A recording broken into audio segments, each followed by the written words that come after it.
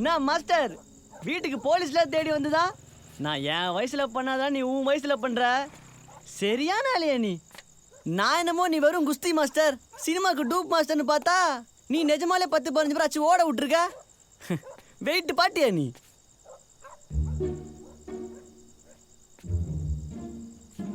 அந்த பீரை கொடுறா. பீரா? அதெல்லாம் வேணாம், தூக்கிற போகுது. டேய், ஒரு பாட்டில் சாராயத்தை ஒரே முடக்கில் குடிச்சான்டா, தூக்கி போடு. சொன்னா இங்க கேட்க போறேன். பொறுமை. யோ, பொறுமையா குடியா, தூக்கிற போது.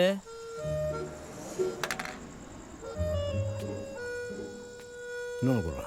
யோ, என்னாச்சு இந்த ஆளுக்கு?